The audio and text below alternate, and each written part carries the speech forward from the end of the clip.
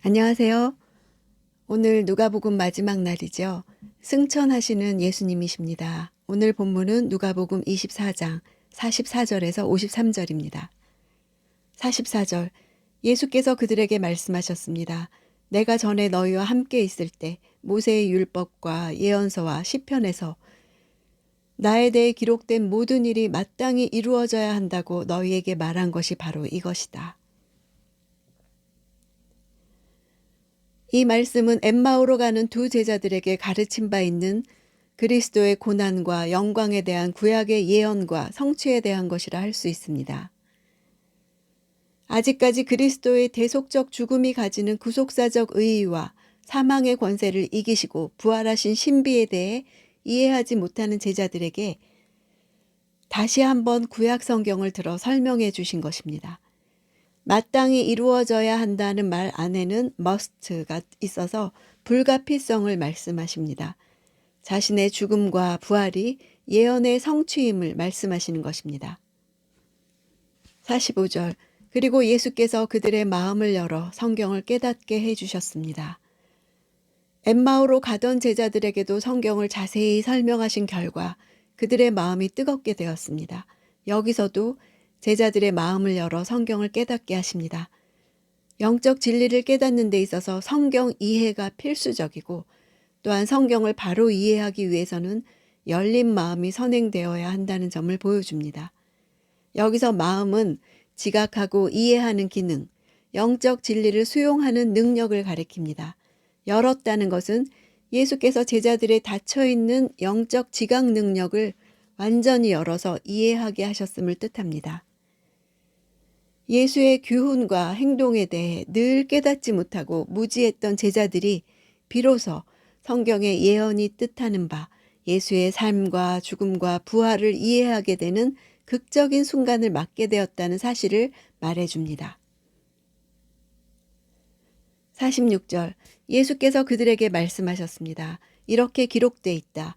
그리스도께서 고난을 겪고 3일째 되는 날 죽은 사람들 가운데서 살아날 것이다.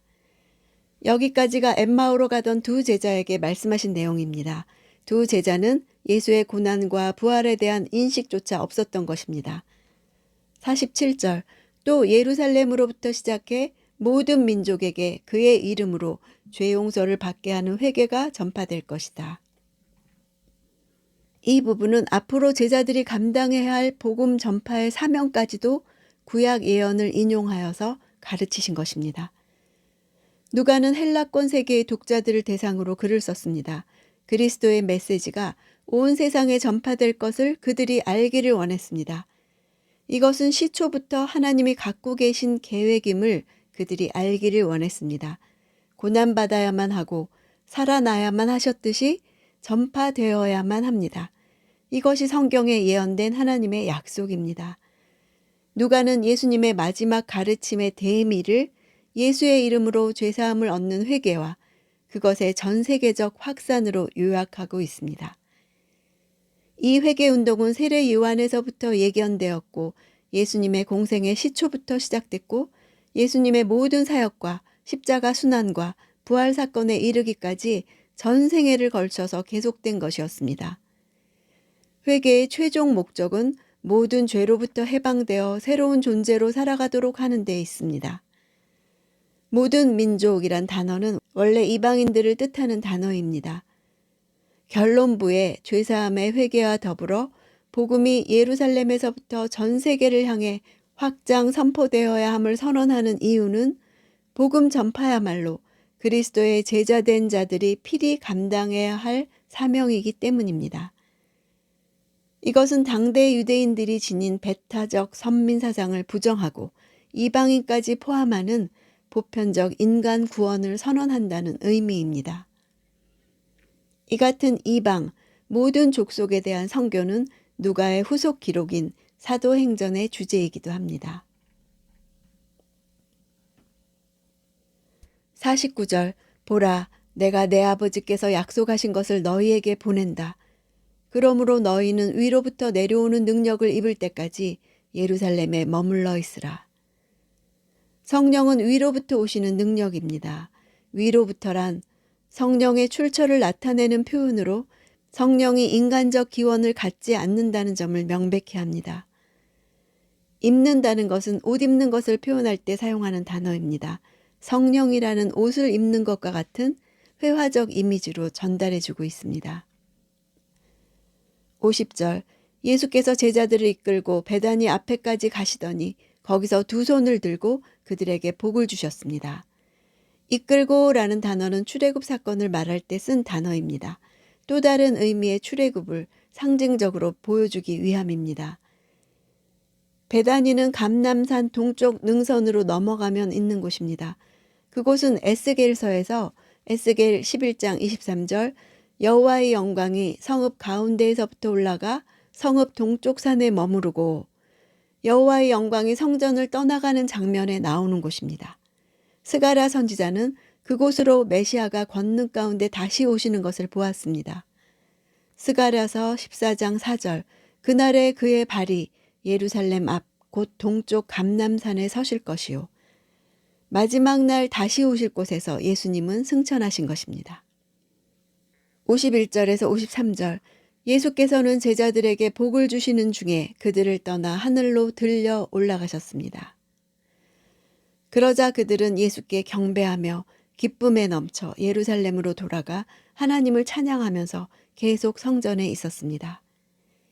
괄호 안에 든 구절은 어떤 사본에는 없는 것입니다. 예수님이 이 땅에서 제자들에게 보인 마지막 행동은 축복이었고 제자들이 마지막으로 보인 응답은 경배와 찬양이었습니다. 경배한다는 것은 예수께서 신적인 존재로서 신앙의 대상이 될 뿐 아니라 예배의 대상이 되심을 생생하게 보여줍니다. 예수의 영광스러운 부활과 승천은 실망과 좌절과 두려움에 사로잡혀 있었던 제자들을 완전히 새로운 존재로 바꿔놓았습니다. 이들이 새로운 존재로 변화된 가장 큰 징표가 바로 큰 기쁨입니다. 누가는 성전 장면으로 누가복음을 시작하고 마지막도 성전 장면으로 끝을 맺고 있습니다. 또한 엘리사벳과 마리아와 사가랴와 천사들과 시므온의 찬송으로 시작한 것과 마찬가지로 찬송으로 끝맺고 있습니다.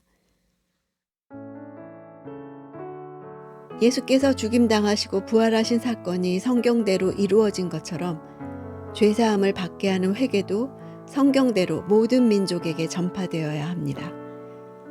성경대로 된 것을 보여주시기 위해 그들의 마음을 열어 성경을 깨닫게 해주셨습니다. 교회는 성경의 뿌리를 받고 선교에 역동적이어야 합니다. 하나님의 꿈은 온 세상이 하나님의 구원과 치유의 사랑을 받는 것입니다. 예수님의 이름으로 죄 용서를 받는 회개는 온 세상을 바꿀 능력이 있습니다. 이 일을 감당할 증인들은 하나님께서 약속하신 성령을 받을 것입니다. 열쇠 없이 자동차에 시동을 거는 것이나 전기 없이 전동 공구를 작동시키려고 하는 것처럼 성령을 공급받지 않고서는 능력 있는 증인이 될 수 없습니다.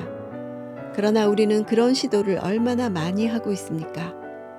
제자들을 세상 앞에서 예수님의 유력한 증인으로 만드는 것은 그들이 예수의 목격자와 동반자로서 쌓아온 경력이 아니라 그들에게 와서 능력을 입혀줄 성령이셨습니다. 나에게 필요한 것도 바로 내 안에 계신 성령님이 활성화되시도록 날마다 자리를 내어드리는 것입니다.